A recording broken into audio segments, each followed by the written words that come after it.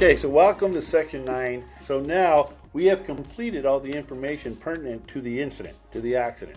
Now we need a little information in regards to how badly are you hurt and what exactly happened. All I need to do here, because my information, and it says Joe, and the last name and how many, his employee number. So now incident date automatically is in place for you in time because you already put it in the previous report. Body part. So which body part was injured? Well, I hurt my lower back. So I just put that in. You can put in as many body parts that were injured.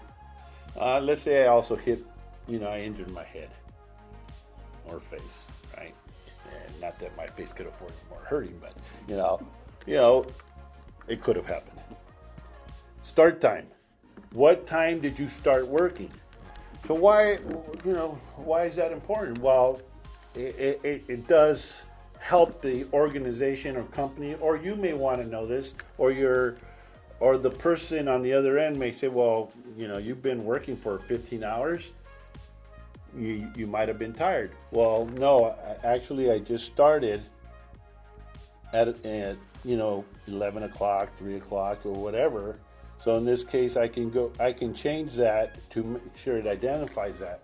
And from a company perspective, small or large, right? And you don't need to be a big company for this to matter.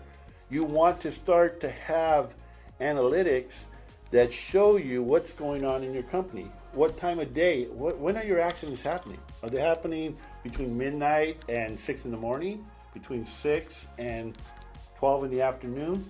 So that you can start to really identify the root cause of these incidents so that they don't happen anymore, right? So information like this always has a purpose. Again, weather conditions, partly cloudy and sunny. I finished that section. I hit next. Now it's going to ask me, was another person involved? Well, I was involved in the crash, so in this case, yes would be the answer, right? Was there a vehicle involved? I was in a crash. Yes, there was a vehicle involved. Did you stretch prior to work? Well, those were not necessarily pertinent to this question, but in most injuries, 90% in my estimation, could have been avoided or not happened had you stretched just to get yourself going. But that's my thing. Again, you could just simply put no there if it doesn't apply. Okay. What job were you performing at the time? Well, in this case, what job was I performing? I was driving a vehicle. So I was driving. And again, if you don't want to type this stuff out, you could type it in. Description of incident. Well, I already did that. The crash was the description. Tap down to the right spot. If I want to voice this in, I hit the microphone. Crash.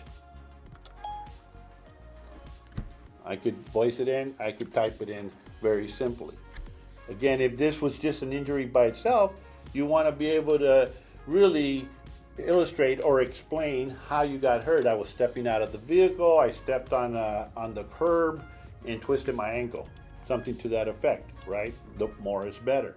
So now that's all the information we're asking for so we can understand what we're dealing with, and then the next phase of this within the organization, company, small, large company, it's all in place, and then they could manage this much better.